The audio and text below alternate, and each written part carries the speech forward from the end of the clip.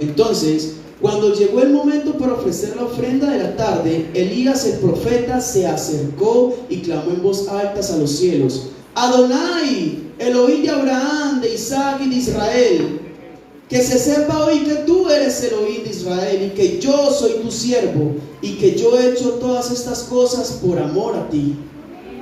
Óyeme, Adonai, óyeme o escúchame, para que este pueblo pueda saber que tú, Adonai, eres Elohim y que tú estás volviendo sus corazones a ti. Entonces el fuego de Adonai cayó del cielo, devoró la ofrenda quemada completa, la leña, las piedras, el polvo, y se lamió el agua de la zanja. Cuando todo el pueblo lo vio, ellos cayeron de bruces y dijeron: verdaderamente Adonai es Elohim, Adonai es Elohim. Amén. Amados, vamos a hacer énfasis en el verso 16. Ya sí, ya se puede, ya se senta. Dice, en el verso 16 del capítulo 18 en adelante, dice que Acab se encontró con Elías y le dijo que si era él el que estaba pervirtiendo a Israel después de 3 años de sequía, ya que no había caído lluvia sobre la tierra de Israel. Cualquiera persona dice que Elías fue el que provocó esa maldición. Pero ellos culpaban a Elías por esto, sin ver la transgresión que el pueblo hacía, pues era por su misma culpa que ellos estaban sufriendo esta crisis. Así que, ¿a cuántos de nosotros nos ha pasado, hermanos, que siempre culpamos a las demás personas por lo que nos pasa en nuestras vidas? Siempre buscamos a quién señalar, ¿cierto? Siempre buscamos una justificación para decir: ay, no, es que a mí me pasó esto y lo otro, pero fue por culpa de esta otra persona. Pero realmente nosotros estamos rectificando nuestros pasos, estamos rectificando realmente nuestro caminar con el Eterno. Entonces, las personas les gusta juzgar y señalar y culpar a los demás por cómo llevan sus vidas. Lo difícil es que reconozcan su error y hagan tikkun, corrección a ellos mismos. ¿Acaso el Mesías no dijo en Lucas 6:42, déjame sacarte la paja del ojo, pero no ven ellos la viga que tienen en el ojo? Entonces son palabras sabias que el Mesías mismo nos enseña en el Brit Hadashah, de cómo debemos primero corregir nosotros en nuestros corazones, y ahí sí, cuando haya ese ejemplo en nosotros, vamos y corregimos al otro. No podemos guiar a un ciego siendo uno ciego, porque los dos van a caer tarde que temprano en el hoyo. ¿Ven? En el verso 21 dice: el pueblo de Israel, ¿hasta cuándo claudicares entre dos pensamientos? Dice la Reina Valera. ¿Quién me lo puede leer, porfa? De una reina. Dale, mi hermana, el 18:21. Primera de Reyes. Sí, Primera de Reyes 18:21. Dice: y acercándose Elías a todo el pueblo dijo: ¿hasta cuándo claudicaréis vosotros en dos pensamientos? Sígame, hermano. Si Jehová es Dios, seguidle, y si Baal, id en pos de él. Y el pueblo no respondió palabra. Así es, mire lo que como inquieta Elías al pueblo de Israel haciéndole esta pregunta: ¿hasta cuándo claudicaréis entre dos pensamientos?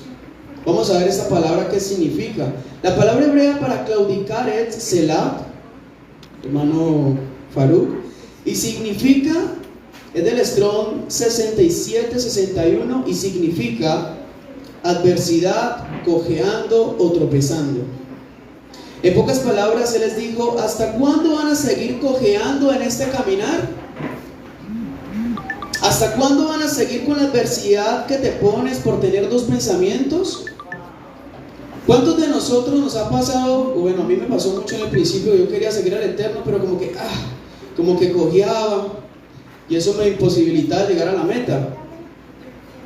Esta exhortación va para todos nosotros, mis hermanos, ya que muchos de nosotros queremos agradar al Eterno, pero no queremos soltar lo que al Eterno no le agrada.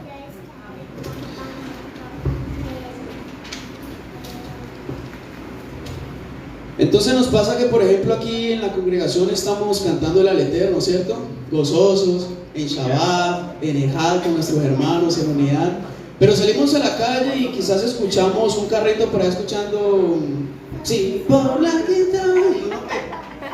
Y uno empieza con el baile, ¿sí o no? Porque nos ha pasado, todavía hay mucho Egipto en nosotros. Shalom, hermanos, bienvenidos. Entonces nosotros tenemos que tener en claro a qué Señor estamos sirviendo. Que si el Mesías no pueden amar al Eterno y a otro Señor o el dinero, porque van a amar a uno y aborrecer al otro. Entonces tenemos que tener en claro eso, mis hermanos. ¿Qué otro ejemplo podemos colocar sobre esto? ¿Quién me da un ejemplo? El trabajo y el Shabbat, buen ejemplo. No, es que tengo deudas que tengo que pagar. Y no, es que el Shabbat, hermano, el sábado es donde más hago dinero. ¿Y cómo se le ocurre? Y la comida, exactamente. No, es que recordando que el chicharroncito era bueno con los frijoles, ¿sí o no? Y recordamos esa vieja naturaleza, pero para él no podemos pegar. Ya vamos a entenderlo por qué. Cuando leemos el texto, que hasta cuándo seguirás cojeando, sería imposible llegar a la meta, porque tus órganos no están sanos ni enteros. Un pie te funciona, pero el otro no te colabora. Entonces estamos así, caminando normal aquí. Y entonces nos la pasamos cojeando en el caminar con el Eterno. ¿Será que cojeando podremos llegar a tiempo a la cita de las bodas? ¿Qué tal que uno llegue ahí a la mitad y ¡pum! Ya acabó la boda, hermano, y quedó por fuera? Eso es algo de analizar, porque tenemos un pie aquí en la Torá y el otro pie acá en el mundo. Decídase, o estamos con el Eterno o estamos con el mundo. Pero dice la escritura que en Jacob, Santiago 4:4 dice: oh almas adúlteras, ¿no sabéis que la amistad con el mundo es enemistad con el oír? Así que no podemos divagar entre dos pensamientos. ¿O qué dice, por ejemplo, alguien que por favor me lea Santiago 1:8? Jacob 1:8.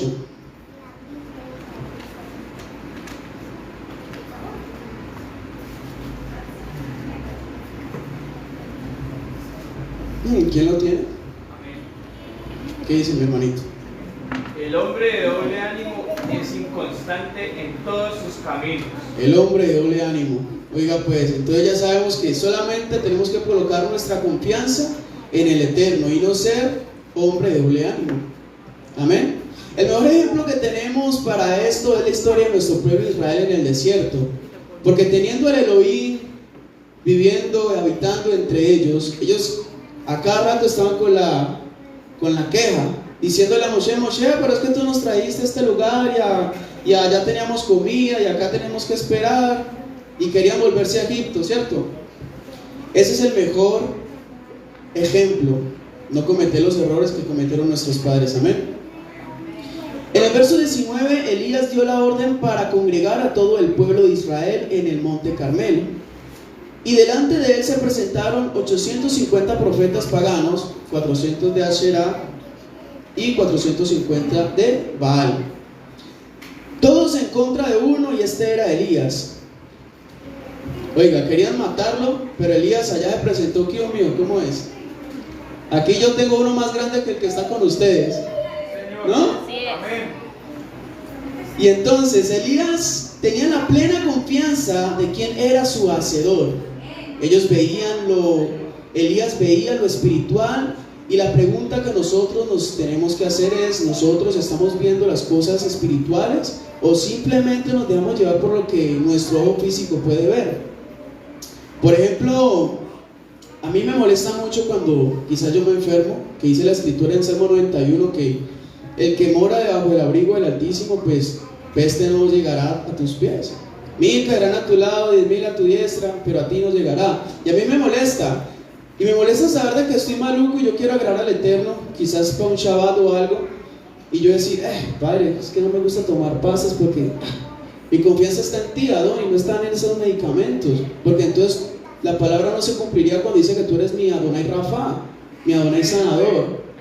Pero algo que le aprendí a un moré que me dio estas palabras hace mucho rato, me dijo: Los hospitales se hicieron para personas con poquita fe. Y yo me quedé aterrado porque yo digo, uy, wow, qué profundo, ¿no? Porque si nosotros pudiéramos hacer lo que los discípulos hacían hace 2000 años, de colocar las manos y sanarlos y todo, pues hoy en día no existirían los hospitales. Nuestra emuná, nuestra fe estaría súper elevada. Entonces tenemos que tener mayor comunión y decirle al Padre, Padre, dame tu fe si me falta, dame de tu emuná. Amén. El texto nos enseña que no importa la mayoría, importa lo que se tiene como verdad. Muchos pueden estar en contra, muchos querrán maldecirte y hacerte el mal, pero le digo algo, mis hermanos, el Eterno no maldice al quien Él ya bendijo. Amén.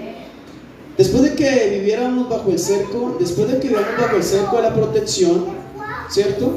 El mal no podrá alcanzarnos, y esto el pastor nos los dio en esta enseñanza hace unas parachas atrás, que estamos bajo el cerco de la Torá, ¿cierto? Nosotros somos el redil que habita dentro de ese corral, pero si llega una ovejita y se quiere saltar el cerco, allá afuera van a haber lobos, van a haber leones, y entonces nos salimos de la protección del Eterno. Pero el Eterno es bueno, Él va, te recoge, ¿cierto? El buen pastor trae a su oveja que se perdió, la lleva otra vez al redil, pero otra vez vuelve y se salta. No podemos caer en ese error. Amén. El mundo puede tener muchas creencias, muchos dioses, muchos falsos profetas, pero nosotros sabemos que son nada y que el único con poder y autoridad es el Mesías Yeshua, es el Eterno. Si notamos la escritura en el verso 24, Elías hace un reto en contra de sus dioses a través de hechos. Y dice que el pueblo respondió diciendo, la palabra que has hablado es buena. Pero si observamos desde el capítulo 21, desde el verso 21, dice que cuando Elías confrontó acerca de sus pensamientos, el pueblo no respondió ni una palabra. ¿A cuánto nos pasa que tenemos que ver para creer? Ahí está confrontando sus pensamientos y el pueblo quedó callado. Pero Elías les dijo, venga, vamos a hablar con hechos. Si Elohim responde con fuego, es el que sea Elohim. Y ellos dijeron, la palabra que has hablado es buena, es verdad, así que vamos a hacerlo. Entonces, la escritura me enseña en Juan 20:29, porque me has visto, has creído. Y esto, acuérdense que estaba hablando de Tomás. No, es que hasta que yo no lo vea, yo no creo, decía Tomás. Y entonces le apareció el Mesías y le dice, Tomás, porque me has visto, has creído. Dichosos son todos los que no vieron y sin embargo creyeron. Ahí nos está dando que ver con ojos espirituales. Elías nos está recordando acá, amén. Dichoso es aquel que tiene un trabajo y ora para que le den el día de descanso en Shabbat. Dichoso es aquel que no pone en duda las promesas del Eterno, porque quizás el Eterno tiene una bendición para nosotros, y empezamos a colocar las dudas. Empezamos a decir, Padre, ¿será que sí? ¿Será que no? ¿Será que tal vez? El Padre Eterno, cuando dice que tiene una promesa, Él la cumple porque Él es fiel. Los infieles somos nosotros y tenemos que caminar más conforme a su voluntad. Dime, mi hermano. También complementa el Padre cuando dice que bienaventurados los que no vieron ni creyeron. Es una bienaventuranza para el que le cree, para el que tiene la emuná puesta. Amén, amén, así es. Pero a veces el Padre Eterno no nos bendice porque esa bendición quizás se puede convertir en una maldición. Muchas personas dicen, Padre, yo quisiera tener dinero, hombre. Hay veces vivo alcanzado. Pero el Padre Eterno no bendice a esa persona con dinero porque quizás ve que no estamos preparados para recibir esa bendición. Porque en el camino nos podemos perder. Y dice la Escritura, la raíz de todos los males es el amor al dinero. Entonces esa bendición que el Eterno te va a dar se va a convertir tarde que temprano en una maldición, porque te va a alejar del Eterno completamente. Y el Padre Eterno no quiere que eso pase, y es por eso que hay veces no nos bendice con cosas que salen de nuestro corazón. Amén. Vamos a leer el 25. Ok, 25, 26, 26. Ok, ya. Entonces vamos a leer el 25, dice: entonces Elías dijo a los profetas de vergüenza: escojan un toro para ustedes y lo preparan primero, porque hay muchos de ustedes. Entonces clamen en el nombre de su Dios, pero no pongan fuego debajo de él. El 26: ellos tomaron el toro y lo prepararon y clamaron en el nombre de Baal desde la mañana hasta el mediodía: Baal, respóndenos. Pero no se oyó ninguna voz y nadie respondió. Según ellos brincaban alrededor del altar que ellos habían hecho. Alrededor del mediodía Elías comenzó a ridiculizarlos: griten más alto, después de todo él es un Dios, ¿no es así? Quizás está meditando o está dedicado a los negocios, quizás está dormido y tiene que despertarlo. Así que gritaron aún más fuerte y comenzaron a rasgarse con espadas y cuchillos como era su costumbre, hasta que la sangre chorreaba de ellos, y profetizaron hasta que llegó el anochecer, hasta que fue hora para la ofrenda de la tarde. Y Elías habló con los profetas de las abominaciones: sepárense por ahora, los profetas de las abominaciones, sepárense, yo ofreceré mi sacrificio. Y ellos se pararon a un lado. Entonces miremos aquí lo que pasa con estos profetas, porque hay veces nosotros también buscamos métodos, ¿no? Aquí sabemos de que ellos clamaron a su Dios pagano y empezaron a decir: va, respóndenos. Y como no le respondían, entonces empezaron como a saltar ahí al lado del altar que ellos hicieron y todo, y empezaron a rasgarse, a buscar métodos, ¿cierto? Pero no buscaron el camino correcto. Y en ocasiones también estamos así, cambiando o creando métodos para hacernos o para acercarnos, a Elohim, o pidiéndole nuestras propias palabras para que Él nos responda. Por ejemplo, nosotros en las oraciones que le hacemos al Eterno, muchas personas quizás dicen: Padre, yo quisiera tener un carrito, hombre, es para pasear, ¿sí me entendés? Para la familia. Pedimos, pero pedimos mal, dice la Escritura. Pero es muy diferente cuando tú te acercas al Padre y tú le dices: Padre, quiero un carrito. Mira que allá en la congregación hay personas que no han vuelto a ir porque es que la congregación le queda retirada y yo quisiera ir a hacer esa sede acá, hombre, y recogerlos y llevarlos a la congregación. ¿Será que el Padre escucha ahí o no? El Padre bendice, pero tenemos que tener en cuenta que el Padre también mide y pesa nuestros corazones. Porque si estamos recibiendo ya este mensaje y usted, sí, va a hacer lo que el hermano dice, entonces usted llega a la casa y: Padre, ayúdame, yo quiero un carrito para mi hermano, para ayudarle y tal. Pero Él mira la intención, y después de 2 meses ya dejas de recoger a tu hermano y empiezas a hacer las cosas que no debes. El Padre te va a bendecir. Recuerda la bendición que yo dije ahorita. El Padre no bendice porque a veces esa bendición se convierte en maldición. Amén. Entonces pedimos, pero pedimos mal. Pedimos para satisfacer nuestra carne, para nuestros placeres. Pero cuando pedimos para la gloria del Eterno, el Padre responde y respalda. Amén. Entonces cambiamos de métodos, pero no cambiamos nuestro caminar, la manera correcta de pedirle al Padre y la manera correcta de agradarle y servirle. En mi testimonio yo nunca busqué el método, yo siempre busqué el camino y llené mis vacíos con el Eterno y no con el mundo. Hay muchas personas que se sienten mal y que allá el mundo, lógicamente los que pasamos por allá, por Egipto, fuimos lastimados por muchas ocasiones. En mi caso, yo le dije al Padre Eterno: Padre, yo no quiero llenar vacío con el mundo, porque un vacío no llena otro vacío. Yo estaba mal en esos tiempos, yo tenía problemas por todos lados, deudas, más que ahorita, gracias al Padre, ya este año termino de pagar eso.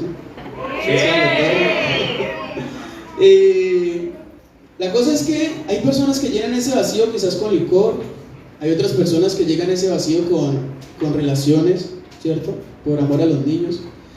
Hay personas que llenan esos vacíos con las drogas, pero si no termina bajo un puente, o borracho, o mal golpe en la cabeza, o con una enfermedad, ¿en dónde termina?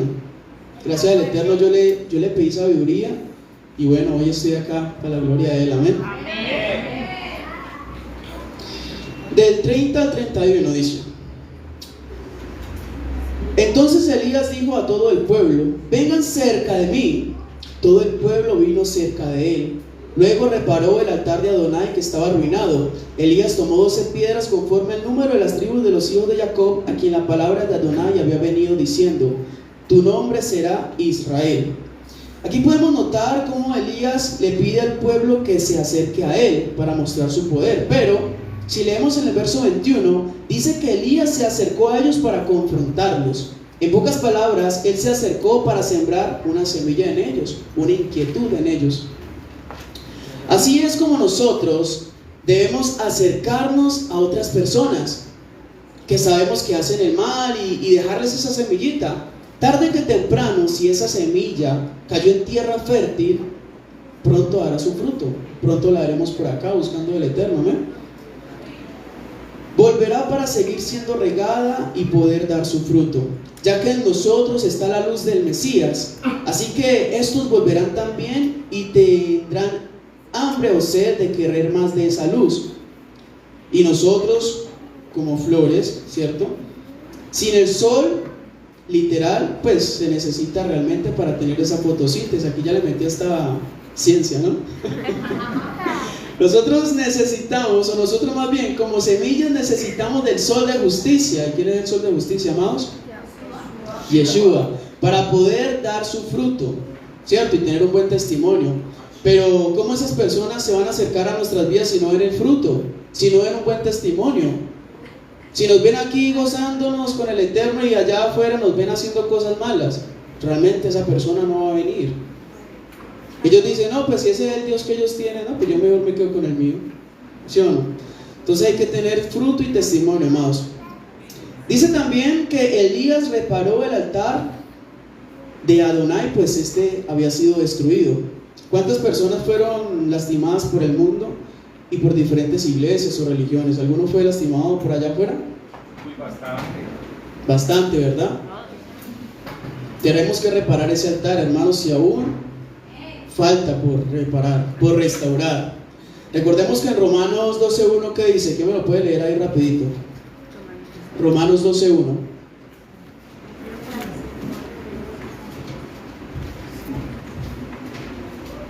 Voy a acelerar un poquito más porque no me alcanza el tiempo. 12.1, ¿quién lo tiene por ahí, mis hermanos? Ya.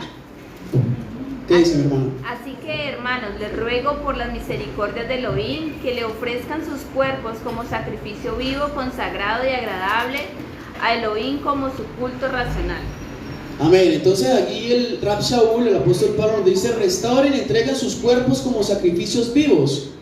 Hay que reparar nuestro corazón, nuestros pensamientos, nuestras finanzas, nuestras familias, para que este altar pueda presentar sacrificios vivos al Eterno. No podemos presentar al Eterno una ofrenda donde un altar está destruido. ¿Cómo? Para el Eterno todo tiene que ser de manera excelente. Amén. Hay altares hablados en la Torah que se hicieron para orar, otros para agradecer, otros como asentamiento, como Abraham hacía, ¿sí o no? Abraham hacía un altar para sentarse, pero también hacía un pozo. Él hacía el pozo para calmar su sed física y el altar para calmar o saciar su sed espiritual. Amén.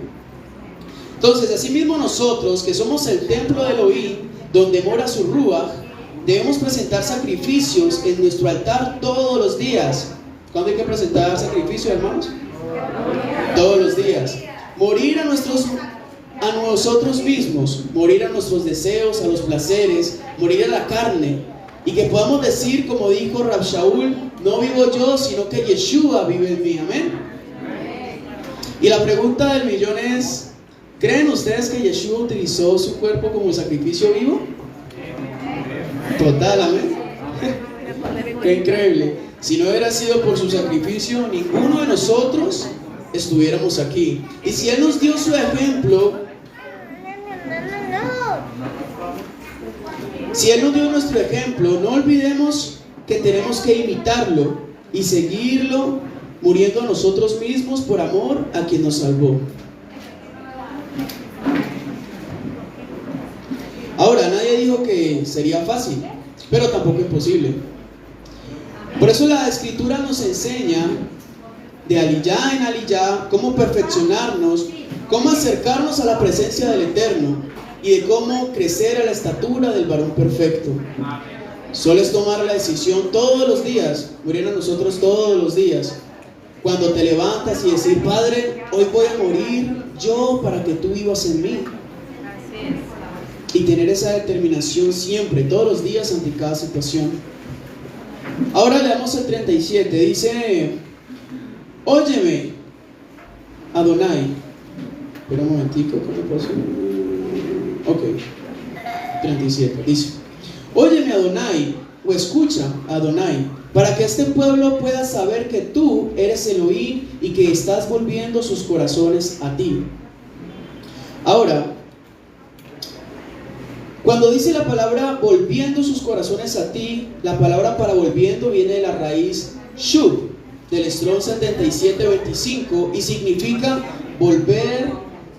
Hermano Farouk, me cambia la diapositiva, por favor. Señor, pero no hay más. Sí, Abajo sí. bueno, mientras lo buscan ahí. Significa volver, retornar, reflexionar, restaurar, convertir, regresar. Cuando estamos a punto de caer por el precipicio, el Eterno hizo que diéramos la vuelta, y fue el Eterno que nos dio ese giro de 180 grados. Hay personas que allá afuera, este es el mundo. Amén. Este es el mundo, para allá, y para allá queda la tierra prometida, ¿no? Canaán.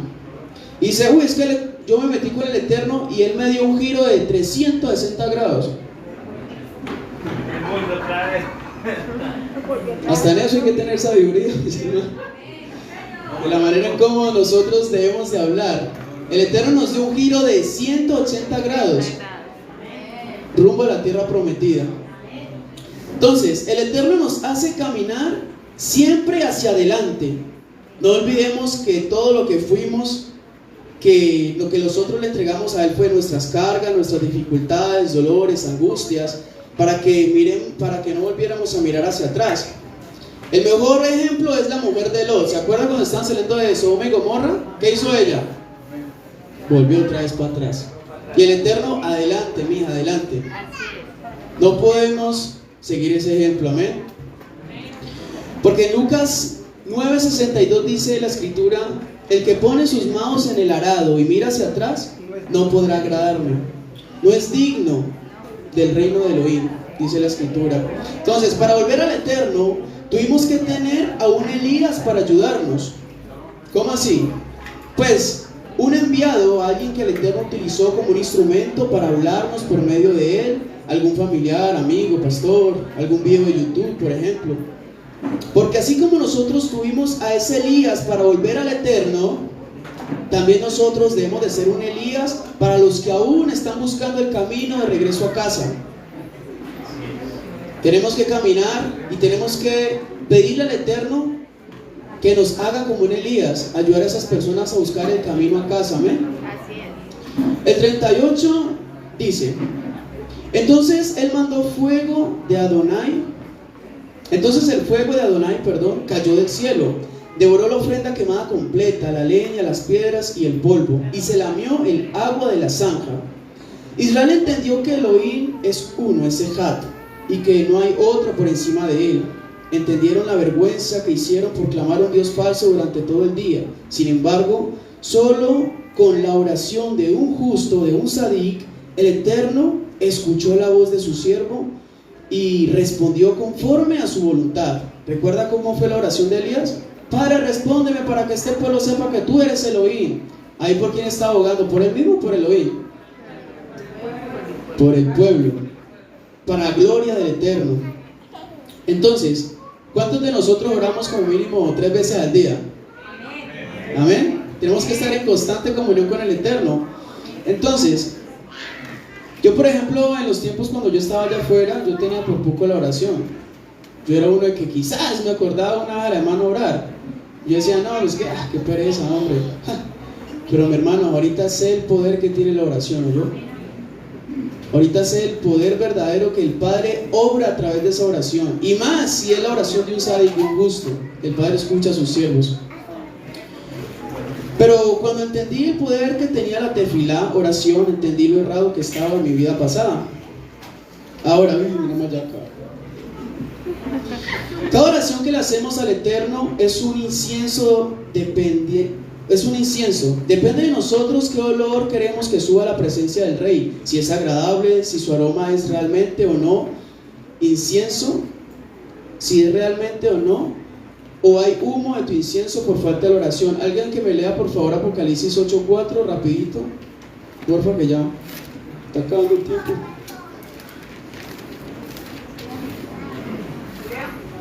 Sí, por favor, muchas gracias, mi hermano.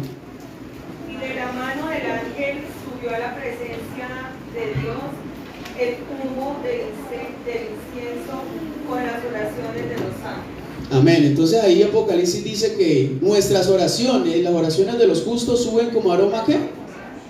Agradable, como un incienso, ¿verdad? Entonces es así como nosotros tenemos que orarle al Eterno todos los días, pero depende de nosotros si esa oración es aroma, el olor fragante para el Eterno. Amén.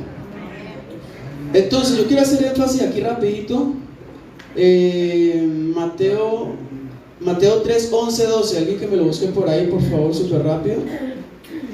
Mateo 3, 11 al 12. ¿Por qué? Porque dice aquí la escritura que Elías hizo el altar, ¿cierto? Y derramó agua. Si era difícil prender el altar estando seco, ahora imagínense con agua. Mucho peor, ¿sí o no? ¿Cómo lo van a prender? Pero hay una comparación aquí, una conexión más bien con Johanán el inmersor, porque dice también que Elías, después de haber echado agua, dice que vino después el fuego de Elohim y consumió toda el altar, toda la ofrenda. Entonces, por favor, que me lee, porfa, el Mateo 3, 11, 12. Amén. Es verdad que yo los sumerjo en agua para que ustedes se vuelvan del pecado al oír, pero el que viene detrás de mí, que es más poderoso que yo no soy digno ni siquiera de llevarle sus sandalias. Él los sumergirá en Ruach HaKodesh y fuego. Su horquilla está Ahí, encima. hermana, muchas gracias. Entonces miren lo que dice aquí la escritura. Yo les sugiero a mis hermanos que la ofrenda que estaba haciendo Elías éramos nosotros, porque ahí dice que Johanán el inmersor, le hacía inmersión en agua para el perdón, para el arrepentimiento. Elías hizo lo mismo con la ofrenda, le echó agua para arrepentirnos, para que perdonara el Eterno a su pueblo Israel que estaba paganizado totalmente. Y dice después que en la escritura en Johanán que el que viene después de mí los bautizará con fuego, con el Espíritu Santo, y eso fue lo que hizo el Padre Eterno con la ofrenda de Elías. Entonces, ¿hay conexión o no hay conexión? Tanto así que en Mateo 17, 12, y con esto termino, mis hermanos. 17, 12 y 13. Aquí se confirma la conexión que hay entre Elías y con Johanán el inmersor o Juan el Bautista. ¿Quién me lo lee, por favor? Dale, mi hermano. 17, 12, 11 y 12. 12 y 13. Mas os digo que Elías ya vino y no le conocieron, sino que hicieron con él todo lo que quisieron. Así también el Hijo del Hombre padecerá de ellos. Entonces los discípulos comprendieron que les había hablado de Juan el Bautista. Amén. Ahí confirmó la escritura que Elías ya había venido y que era Juan el inmersor. Entonces había conexión. Amén. Entonces vamos a ponernos de pie, mis hermanos. Vamos a orar. Vamos a pedirle al Padre que nos ayude, a dejar de culpar a otras personas por nuestras propias acciones, que nos ayude a no estar cojeando en este caminar. Amén. Vamos a pedirle al Padre Eterno. Padre Eterno, Elohim nuestro, te damos gracias, Eterno, por esta exhortación, por esta enseñanza, Rey. Te pedimos, Padre Eterno, que nos ayudes, Padre, a examinarnos para ser más responsables con nuestros actos, Padre, por no estar culpando a nuestro prójimo, Padre Eterno, por las malas actitudes y acciones que nosotros hacemos, Padre. Padre, te pedimos que nos ayudes, Eterno, a no cojear en el camino, Padre, para llegar a tiempo a las bodas, Padre Eterno, para ser parte, Padre, de esa novia, Eterno Elohim. Que nuestras obras, Padre Eterno, sean ese aroma en olor fragante, Padre, por cumplir con cada uno de tus mandamientos, Eterno Rey. Ayúdanos, Padre Eterno, a ser más valientes, Padre, a mirar las cosas espirituales, Padre Eterno, y no las físicas, Eterno. Que nosotros no busquemos métodos, Padre, porque tú ya tienes tu instrucción, Padre Eterno, que es tu Torah, Eterno Elohim. Ayúdanos, Padre, a dar fruto. Ayúdanos, Eterno Rey, a hacer sacrificios vivos, Padre. Ayúdanos, Padre, a hacer de ese fiel testimonio, Padre, para que las demás naciones vengan y se enamoren de tu palabra, eterno Elohim. Ayúdanos a retornar, Padre, si aún estamos en 360 grados, Padre. Ayúdanos a mirar siempre, Padre eterno, hacia el oriente, hacia tu tierra prometida, eterno Elohim. Ese giro de 180 grados, Padre, que cambia vida, renueva almas, eterno. Te damos gracias, eterno Rey, por este tiempo. En el nombre de nuestro Adón Yeshua HaMashiach. Amén y amén. Amén, amén. Shabbat shalom, mis hermanos. Shabbat shalom. Baruch Hashem. Bendito es nuestro Adón.